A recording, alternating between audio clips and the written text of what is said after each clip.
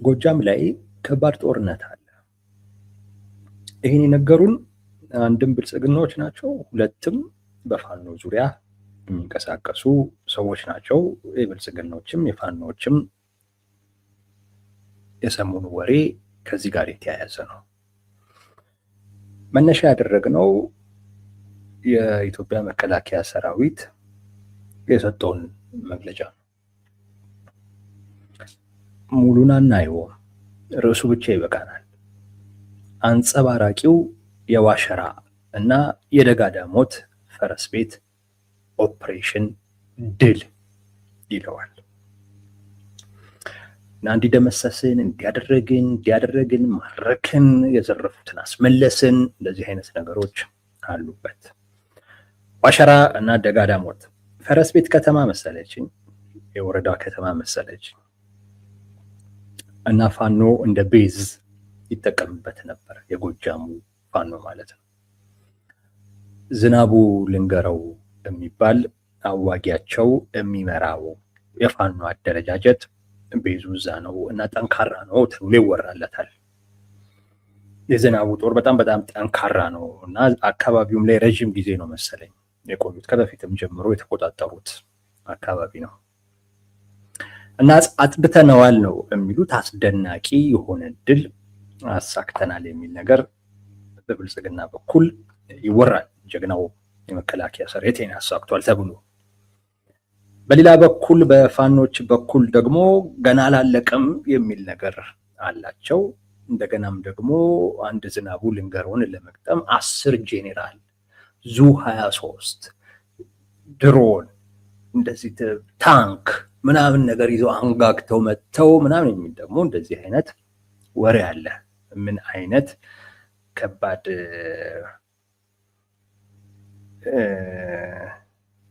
ከባድ ነገር እንደገጠመው መከላከያ እና በጣም እንደተቸገረም ለማሳየት ነገር ነው። 11 ጄኔራሎች ነው የተሰለፉት። ታንክ ነበር፣ ዙ 23 ነበር፣ ድሮን ነበር፣ እንደዚህ አይነት ነገሮች አሉት። እነሱ የሚያወሩት ያንን ነው። በብልጽግና በኩል ጠረግናቸው፣ ደመሰስናቸው፣ አንጸባራቂ ድል አመጣን፣ ማረክናቸው፣ የዘረፉትን ምናምን እንደዚህ የሚል ነገር ነው እየተወራ ያለው። ጦርነት ነው እየተካሄደ ያለው። በሁለቱም በኩል የሚነገሩ ነገሮችን ማመን አስቸጋሪ ነው። በጦርነት ጊዜ የመጀመሪያዋ ሟች እውነት ነች ይባላል። በጦርነት ጊዜ፣ በጸብ ጊዜ የመጀመሪያዋ ሟች እውነት ነች ይባላል። ስለዚህ በጦርነቱ ወቅት ከአንደኛው ወገን ከተፋላሚዎቹ አንደኛው ወገን የሚያወጣውን አይነት ነገር ማመን በጣም ለስህተት ይዳርጋል። 90% ውሸት የመሆን እድሉ በጣም ሰፊ ነው። ውሸት የመሆን እድሉ ድል አመጣው የሚለው ነገር 90% ውሸት የመሆን እድሉ በጣም ሰፊ ነው። ምክንያቱም ፕሮፓጋንዳ ነው እና የስነ ልቦና ጦርነት ነው መክፈት የሚፈለገው። የስነ ልቦና ጦርነት ማለት ያ ዓላማ ስላለ ያንን ወስዶ ይሄ ትክክል ነው፣ እውነታው ይሄ ነው ማለት በጣም አስቸጋሪ ነው። እንደገናም ደግሞ በጦርነት ጊዜ ነገሮች በጣም በፍጥነት ይቀያየራሉ። ለምሳሌ ብልጽግና አሁን የነገርኳችሁን ፈረስ ቤት የሚባለውን ደጋዳሞት በጣም በተደጋጋሚ ጊዜ ነው ሲወራ ሰምቼዋለሁ። ቅርብ ጊዜ መከላከያ አንድ የ7 ቀን ምናምን ኦፕሬሽን ነበረው። በዛ ኦፕሬሽንም ላይ ያንን አካባቢ ለማስለቀቅ ሞክሮ አልተሳካለትም ምናምን የሚባል እንደዚሁ አይነት ወሬ ነገርም ነበር እና እዛ ጠንካራ የሆነ የፋኖ ቤዝ አለ ነው ተብሎ የሚወራው። አሁን ያ የ7ቱ ቀን እንግዲህ አልቆ አሁን እንደገና መሞከራቸው ይመስለኛል። ምን ልላችሁ ፈልጌ ነው፣ በጦርነት ጊዜ በጣም ነገሮች ይቀያየራሉ።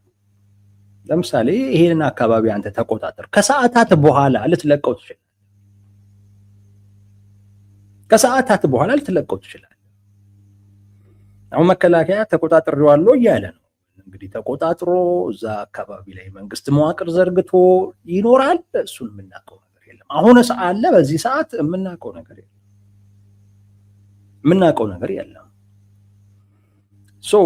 ከአንዱ ወገን የሚነገርን ነገር ሰምቶ ይሄ ነው እውነታው ማለት በጣም አስቸጋሪ ነው። ገለልተኛ የሆነ አካል እስካልነገራችሁ ጊዜ ድረስ ገለልተኛ የሆነ አካል ደግሞ እዛ አካባቢ ላይ ሊኖር አይችልም። የጦርነት ቀጠና ስለሆነ ገለልተኛ የሆነ አካል ሊኖር አይችልም። ባይሆን እነዚህ የውጭ ሰዎች በሳተላይትም በምንም ጭምር መረጃ ስለሚሰበስቡ እሱን አይተው ከነገሩን ነው እንጂ አሁን ይሄ ነው ልክ ይሄ ነው ልክ አይደለም የምንልበት ምንም አይነት ነገር የለም። ነገር ግን የሁለቱንም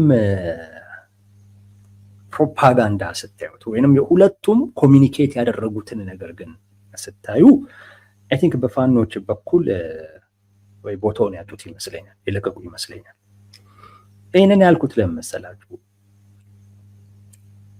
ብልጽግና አስለቀቅኩ ነው የሚለው፣ እንዲህ ድል አደረግኩ ምናምን ነው የሚለው። በፋኖች በኩል ደግሞ 11 ጄኔራል ተሰልፎ እንዲሆኑ የሚል መከላከያ በጣም ከብዶት ሙሉ እዙን ሙሉ አቅሙን ሙሉ ኃይሉን ይዞ ነው የመጣው ነው እያሉ ያሉት። በዚህ ውስጥ አለቀቅንም የሚል ነገር የለም። አለቀቅንም የሚል ነገር የለም። በጣም ከባድ ኃይል ይዞብን መጣ። እንግዲህ ስልታዊ በሆነ አይነት መንገድ እንግዲህ አፈገፈግን ከሆን ሊሆን ይችላል እንጂ አለቀቅንም የሚል ነገር ግን አልሰማም። ጠብቄ ነበረ። ቲፒኤልኤፍ ቢሆን እንደዛ ነበረ የሚለው። ፋኖቹ ትንሽ አንዳንድ ነገር ላይ ግልጽ ናቸው ማለት ብዙም አሁን ይሄ ማን ያውቃል ውሸት ነው ምናምን ነገር ቢባል ማንም እኮ የሚያውቀው እኮ የለም። ግን እነሱም እንደዚህ ይህን ያህል ኃይል መጥቶ ምናምን ብለው መከላከያ ይዞት የመጣውን ኃይል በጣም አግዝፈው እንዲታይ ከማድረግ ውጪ አካባቢዎቹ አሁንም በእኛ ቁጥጥር ናቸው የሚል ነገር በእርግጠኝነት ሲናገሩ አልሰማንም። ከዛ አኳያ እንግዲህ ጊዜያዊ የሆነ አይነት ውጤት መከላከያ እዛ አካባቢ ላይ አግኝቶ ሊሆን ይችላል፣ ግምት ነው ግን እንጂ እንዳልኳችሁ የማንንም ማመን አስቸጋሪ ነው። የማንንም ማመን አስቸጋሪ ነው። እሱ ላይ አይደለም እኛ በጣም የምንነጋገረው። ይሄ ነው እውነቱ ይሄ ነው ውሸቱ የሚለው ላይ እንደዚህ አይነት ነገር ውስጥ መግባትን በጣም አስቸጋሪ ነው። ዛሬ ተቆጣጠረው ብለናችሁ ነገ ደግሞ ለቀቀ የሚባል አይነት ነገር ሊመጣ ይችላል። አማራ ክልል ላይ ያለው ጉዳይ ይሄ ነው። መከላከያ ይመጣል፣ ያስለቅቃል። ከዛ በኋላ ደግሞ ስልክ ደግሞ ሲወጣ ሌላው መጥቶ ይገባል። ህዝቡ በእንደዚህ አይነት ሁኔታ ነው እየተሰቃየ ያለው። ስቃዩን እያየ ያለው መከላከያ ሲመጣ ማነው ፋኖ ምናምን መረጃ የሚሰጠው ማነው ምናምን ብሎ እሱም የራሱን የሆነ ህዝቡ ላይ ጫና ይፈጥራል። ፋኖም ሲመጣ በተመሳሳይ አይነት መልኩ ጫና ይፈጥራል እና ህዝቡ በቃ ችግር ውስጥ ገብቶ ምን እንደሚሆን ግራ ገብቶት ያለበት ወቅት ነው እና አማራ ክልል ላይ አሁን ላይ ያለው ወቅት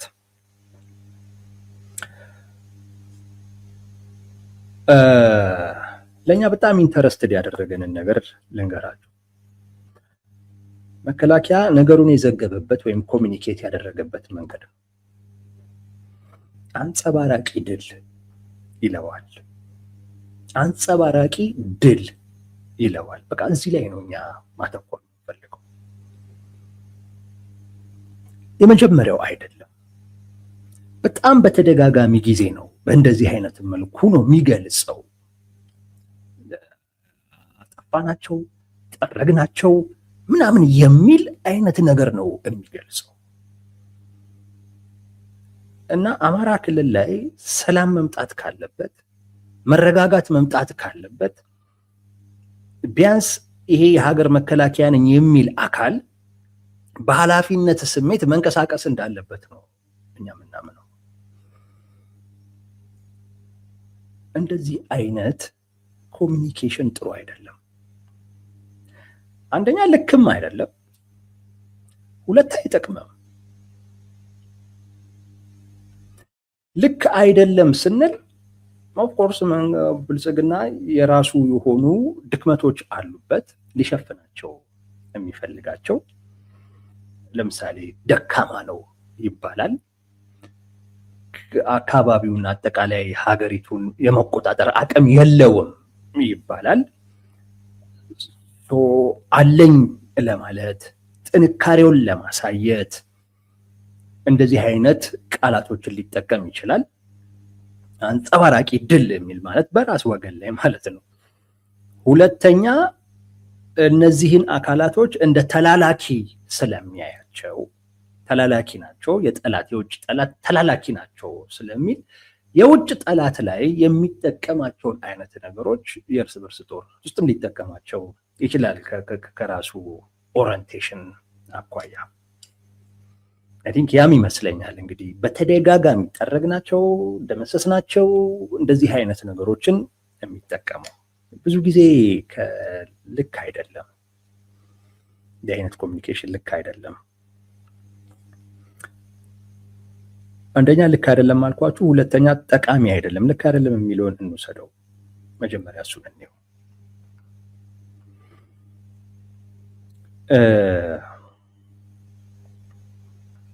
አንደኛ ድል ነው ወይ ነው? ድል ነው ወይ? ቅድም እንዳልኳችሁ ነው። ጦርነት ተቀያያሪ ነው። ዛሬ የሆነ ነገር ታስለቅቃለህ፣ ነገ ደግሞ መጥቶ እሱ ያስለቅቅሃል።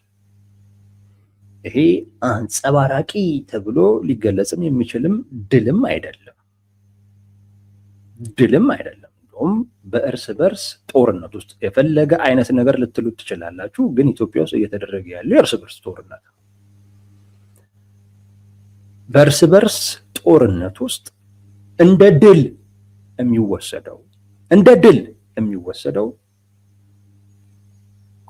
ለታጣቂዎቹ መኖር ምክንያት የሆነውን ፖለቲካዊ ችግር በፖለቲካዊ መንገድ መፍታት ስትችል ነው እንጂ በኃይል የምታድመጣው ነገር በእርስ በርስ ጦርነት ውስጥ እንደ ድል አይቆጠርም። እንደዛም ተብሎ ሊገለጽም አይገባም።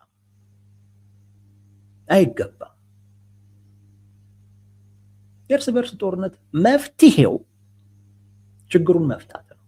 ለምሳሌ ቲፒኤልኤፍ እና ብልጽግና እኮ ተዋግተዋል። ብልጽግና አሸንፌ ከተሸናፊ ጋር ተስማማሁ እያለ ነው አይደለም? ተስማምተውም ነገር ግን ችግራቸው ስላልተፈታው መልሶ ወደ ጦርነት ሊገቡ ነው።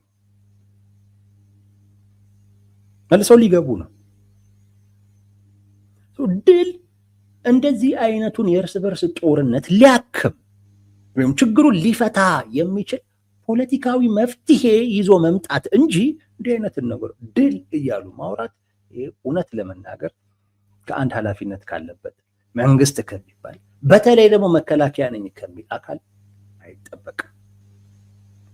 አይጠበቅም።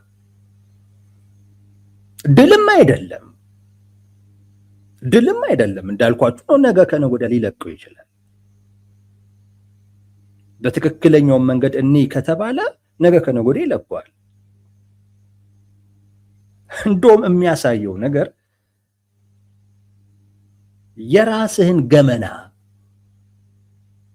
እና የታጣቂውን ቁመና እንደው በዚህ የምታሳየው ያኔ ነው። አሁን ለምሳሌ ደጋዳሞትን ያዝኩኝ መልሼ ተቆጣጠርኩ ሲል እንዴ ፋኖ ሲያስተዳድሩ የነበረ አካባቢ ነው ማለት ነው። እና ፋኖ እንደዚህ አይነት አንድ ትልቅ ወረዳን ያስተዳድር ነበር ማለት ነው። ተቆጣጥሮ ለአመታት ያስተዳድር ነበረ። አንድ ይህንን ነው የሚያሳየው። ሁለት አንተ አጠቃላይ ለካ አማራ ክልልን አጽድቼዋለሁ እንትን ውስጥ ዋሻ ውስጥ ናቸው ምናምን ስትል የነበረው ነገር ውሸት መሆኑን ነው የሚያሳየውም ያንን ነው። በአንድ በኩል ሽፍታ ነው፣ ጫካ ውስጥ እየተርመሰመሰ ነው ያለው ትላለህ። በሌላ በኩል ደግሞ ትመጣና አንድ ወረዳን የሚያክል ነገር ደግሞ አስለቀቁት፣ ከተማን የሚያህል ነገር ደግሞ አስለቀቁት ትላለህ። ስለዚህ እነዚህ ሰዎች እየተሽለኮለኩ አይደለም የሚኖሩት ማለት ነው። ቦታ ይዘው ነው የሚኖሩት ማለት ነው። አስተዳደራዊ መዋቅር ዘርግተው ሁሉ ጭምር ነው የሚኖሩት ማለት እኮ ነው። አየህ፣ ድል አይደለም። እንደውም የራስህን ችግር የራስህን ቁመና ደካማ ቁመናህን ነው የሚያሳየው። ምክንያቱም ሰው ወደኋላም ተመልሶ ነው የሚያስበው። አሁን እኮ አብዛኛው ሰው እኮ በቃ ፋኖ በየጢሻው እየተንከራተተ ነው ያለው የሚለውን ነገር ነው በብልጽግና በኩል የሚሰማው። አሁን በሌላ በኩል ደግሞ ትመጣና ይህን ከተማ ከሱ ቁጥጥር ውጭ ያደረግን ተረከብ ነው ተቀበል ነው ትላለህ። ይሄ ይጋጫል። ይጋጫል። አሁን ይህንን ትልና በቃ አጸዳ ነው እንዲህ ደግሞ ትልና ነገ ከነገ ወዲያ ደግሞ መልሶ እነሱም ሊቆጣጠሩት ይችላል። ሁለተኛ ይሄ ችግር ሊፈታ የሚችለው በውይይት በድርድር ነው። ፖለቲካዊ መፍትሄ ነው የሚፈልገው እንደ ድል፣ ለዚያውም እንደ አንጸባራቂ ድል ሊቆጠር የሚገባው እሱ እንጂ ይሄ አይደለም። እሱ እንጂ ይሄ አይደለም። ይሄ ጦርነት ነው ነገ ሊቀበሉት ይችላሉ። ሊቀበሉ ይችላሉ። ትግራይ ሙሉ በሙሉ ተቆጣጥረህ አልነበረም እንዴ? ያለን ነገር በሙሉ አንዴ ትተህ ወጣው። ተመሳሳይ እኮ እንዲህ አይነት ነገር እኮ ሊፈጠር እኮ ይችላል። እንዴት መከላከያ የእርስ በርስ ጦርነት ላይ ራሱ ሊቆጣጠረው የሚገባን አካባቢ ተቆጣጥሮ አንጸባራቂ ድል አመጣው እንዴት ይላል? አረ በራሱም እንኳን አይባልም። በራሱም አይባልም። የራስህ እኮ ነበርክ ልትቆጣጠረው እኮ የሚገባው። እንዴት ራሱ ከእጅህ ወጣ?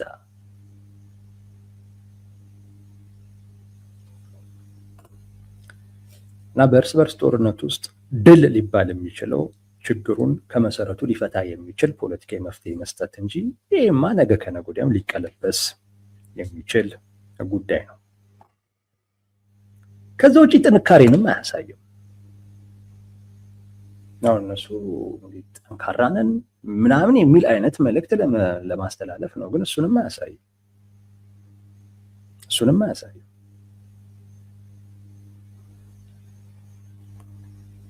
ከፋኖ በላይ ችግር እየሆነ ያለ አካል እኮ አለ። እውነቴን ነው የምለው፣ አለ እኮ አይደለ? ቲፒኤልኤፍ የሚባል እኮ እያሰለጠነ ያለ፣ ከፈለከው ሀገር ጋር ግንኙነት እየፈጠረ ያለ። አሁንና እዚህ ጋር ፋኖ ላይ ለዚያውም አንድ የዝናቡ ልንገረው የሚባል ሰሬት ላይ የወሰድከው እርምጃ እሱም ጥንካሬን እኮ የሚያሳይ እኮ አይደለም። በፋኖች መካከል ያለውን ችግር እንደውም የበለጠ የሚያሳይ ነው። እሱ እዚህ ጋር ጦርነት ውስጥ ሲሆን ሌላ ቦታ ላይ ያሉ ፋኖች በቃ የራሳቸው ጉዳይ ላይ ናቸው። እነሱም ልክ እንደዚሁ ከመከላከያ ጦርነት ውስጥ ሲገቡ እሱም እንደዚሁ የራሱ ጉዳይ ላይ ነው ከሆነ አካሉ ጋር ወይ እሱን አግቶ ምናምን እየገረፈው ሊሆን ይችላል፣ አይታወቅም። የራሱን ሰው ማለት እንትናን የገረፈው እሱ ነው ይባላል። ያ ማን ነው? ማርሸት የሚባለው ልጅ ሌሎቹ ጋር ውጊያ በነበረበት ሰዓት እሱ ማርሸትን አግቶ ይገርፈው ነበር። አሁን እሱ ጦርነት ውስጥ ሲገባ ሌሎቹም እንግዲህ እየገረፉ ይሁን ወይ ምን እያደረጉ ይሁን አይታወቅም። እና የፋኖን ችግር ነው እንጂ የሚያሳየው የመከላከያን ጥንካሬ የማያሳየው።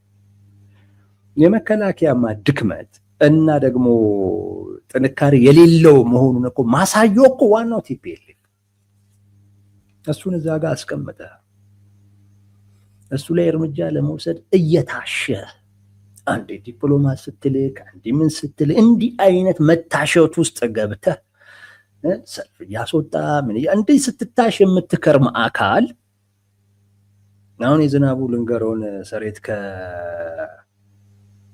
ምንድነው አሁን ከጠራ ነው አካባቢ ከደጋዳም አስወጣሁትኝ ብለህ እንዴት አንጸባራቂ ድል ልትለው ትችላለህ? እንዴት አንጸባራቂ ይሄ እንዴት ነው አንጸባራቂ ድል? የመከላከያ ችግር የብልጽግና ድክመት በእንደዚህ አይነት ውጤት ሊቀለበስ የሚችል አይደለም። ያው ቲፒኤልኤፍ እየተደራጀ አይደለም። እንደውም ደግሞ ሰሞኑን ወስነናል እያሉ ነው። ወደ ተጨባጭ እርምጃ መግባት አለብንም እያሉ ነው። እሱ ላይ ብልጽግና ምን ሲያደርጋየ ነው? ምንም ግን የትግራይ ህዝብ እንዲሆነ ይላል እሱ። የትግራይ ህዝብ እኮ ህዝብህ ነው። ከጠላት ጋር እየተሰራ ጽመዶ እየተፈጠረ ይላል እና ታዲያ ምንድነው ታዲያ በሱ ይዛሃል እንዴ? አንተ ምንድነው የምትሰራው? ዋነኛ ስራህ እኮ እንዲህ አይነቱን አካል ስርዓት ማስያዝ ነው። ሌላ እኮ አገሪቱ ላይ እንደፈለኩ የመሆን መብት አለኝ ያሉ ጥቂት ሰዎች እንደ ልባቸው እየፈነጩ ዝናቡ ልንገረውን ከደጋዳሞት ማስወጣት እንዴት አንጸባራቂ ድል ሊሆን እንደቻለ ነው አይገባኝ። በጭራሽ አንጸባራቂ ድል ሊባልም አይችልም። ይሄ እንደውም የድክመት ማሳያ ነው። የድክመትህ ማሳያ። ከዛ ውጪ የራስህን ወገን እኮ ነው የምትገለው። የራስህን ሀብት እኮ ነው የምታፈርሰው። ራስህ ላይ እኮ ነው የምትተኩሰው። ራስህን እኮ ነው የምታደማው። ይህ እንዴት ነው አንጸባራቂ ድል ተብሎ ሊገለጽ የሚችለው? በተደጋጋሚ ጊዜ እንደዛ ነው የሚሉት። እንዴ ትንሽማ የሆነ ነገርማ በጣም ማሰብ ያስፈልጋል። የሀገር ሀብት እኮ ነው የሚፈርሰው። ወገን እኮ ነው የሚሞተው። ወንድማማች እኮ ነው የሚገዳደለው። ይህን እንዴት አንጸባራቂ ድል እያልክ ልታቆነጃቸው ትፈልጋለህ? ምንድን ነው የሚፈጥረው ነገ ከነገ ወዲያ? ቂም ምንድን ነው የሚፈጥረው ነገ ከነገ ወዲያ? ጥላቻ። እንዲህ አይነት ኮሚኒኬሽን ቃል እኮ ነው እያወጡ አንጸባራቂ ድል ምናምን። ስንት በዛ እኮ ንጹሐንም እኮ ሞቷል እኮ።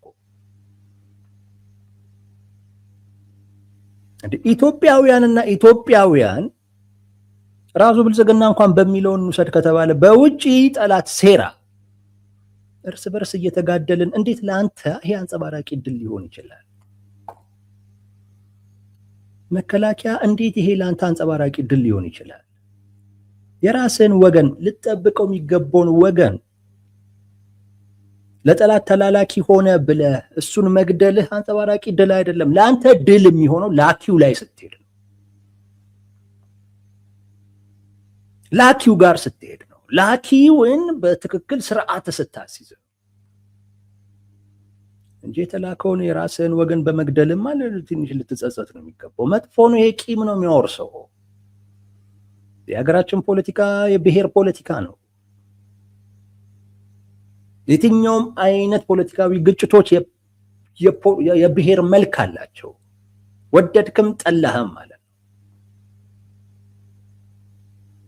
ተቀበልከውም አልተቀበልከውም የብሔር ቃና አለው ያንዳንዱ ፖለቲካዊ ግጭት። ናቂም ነው የሚያወርሰው፣ ጥላቻ ነው የሚያወርሰው። ነገ ከነገ ወዲያ አትፈታውም ችግሩ።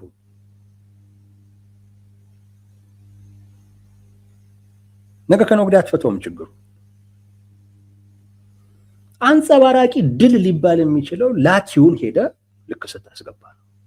ጠላት፣ የሀገርን ጠላት፣ የህዝብን ጠላት፣ ሀገሪቱን ሊያፈርስ ያለን አካል ልክ ስታስገባ ይሄማ ሊጸጽትህ ነው የሚገባው። ቦታ ነበር እንደዚህ። መከላከያ ምን ያደርጋል? ደጋዳሞት ላይ ምን ያደርጋል? ትክክለኛ ቦታ እኮ ድንበር ላይ ነበር። እዛ ተቆርጠሃል፣ ማለፋችል ግን ዝናቡ ላይ ትፎክራለህ። አንጸባራቂ ድል እያልክ ዝናቡ ላይ አንድ ግለሰብ ላይ እሱ ያደራጀው የሆነ እንትን ላይ አንተ ለዚያውም ሽፍታ የምትለው አካል ላይ እርምጃ ወስደህ አንጸባራቂ ድል እያልክ ትፎክራለህ። ያንተ ድክመት ማሳያ፣ ያንተ ውድቀት ማሳያ ግን እየፎከረብህ ነው ቁጭ ብሎ። አንተ ከነዝናቡ ጋር በምታደርገው ልፊያ ላኪ የሚባለው አካል ባለ ድል ነው፣ ውጤታማ ነው። ስለዚህ እንደውም አጠናክሮ ይቀጥልበታል። እንዴት እንዲህ አይነት ነገር አንጸባራቂ ድል ይባላል? እንዴት ይባላል? የራስህን ወገን እየገደልክ፣ የራስህ ወገን እየተሰቃየ መከራ ውስጥ ሆኖ የሌላ ሰራዊት እንኳን ቢሆን እሺ ነገሮችን ኮሚኒኬት የሚደረጉበት ፋኖ ቢሎን አይገርም። አንድ ታጣቂ ነው፣ ኃላፊነት የለበት ምን የለበት። ይሄ ግን ወደድንም ጠላንም በቃ ኃላፊነት ያለበት ተቋም ነው። በዛ አይነት መልኩ መንቀሳቀስ ተገቢ ነው። እንደዚህ አይነቱ አገላለጽ መከላከያን ያዋረደው ካልሆነ በስተቀር እውነቴን ነው የምለው፣ በጣም ያሳነሰው ካልሆነ በስተቀር አንዳንዶቻችሁ ከዚህ በላይ ምን ይሁን ልትሉ ትችሉ ይሆናል። ካልሆነ በስተቀር ስለ ጥንካሬው አያሳይም። ትንሽ ነው ያልከው አካል ላይ መፎከርህ ትንሽነትን የሚያሳይ፣ ሽፍታ ነው ያልከው አካል ላይ በመከላከያ ቁመና ውስጥ ሆነ አንጸባራቂ ድል እሱ ላይ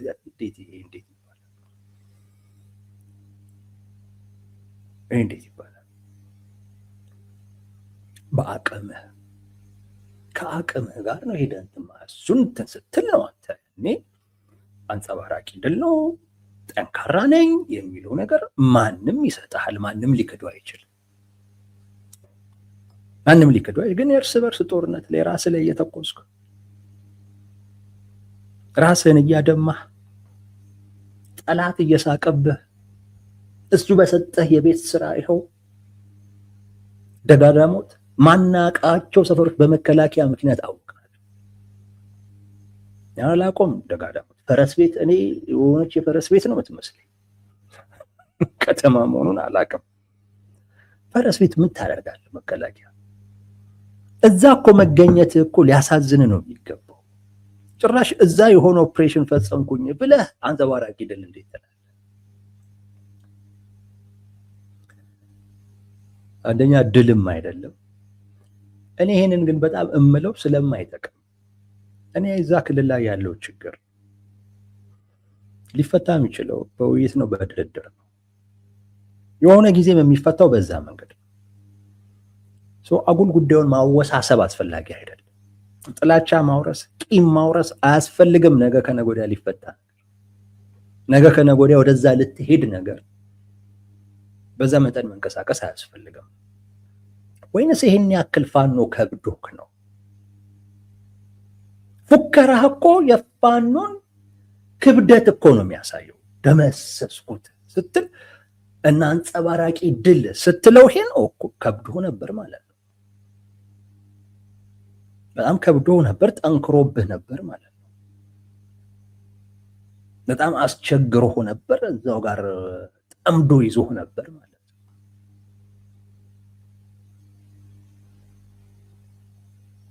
እና የመከላከያ መግለጫ አንደኛ ራሱ የፋኖን ክብደቱን ጭምር እንደው እንደጠነከረበት የሚያሳይ ነው። ችግሩ መፈታት ባለበት አይነት መንገድ እንዳይፈታ የሚያወሳስብ አይነት ነገር ነው። ምንም እኮ ችግር የለውም። ህግ ስርዓት አስከበርን።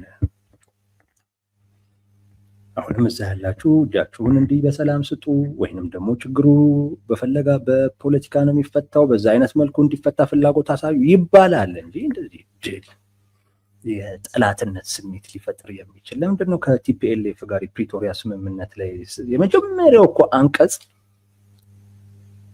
የጥላቻ ንግግር እና ቅስቀሳዎችን ማቆም እኮ። ለምን እሱ ካልቆመ ጥላቻ ይኖራል። ጥላቻ ካለ ግጭት አለ።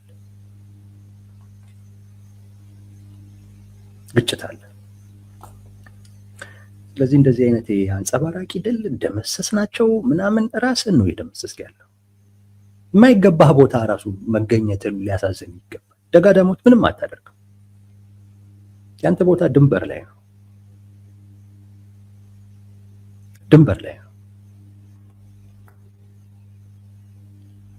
እዛ በምታደርገው ተጋድሎ፣ እዛ በምታመጣው ውጤት ነው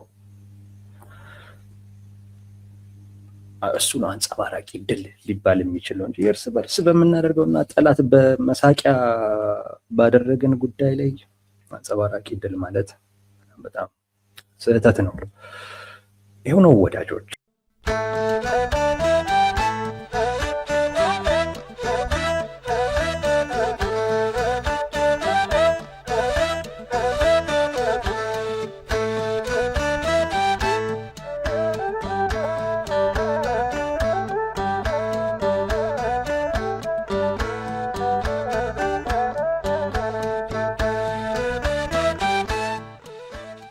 Yo,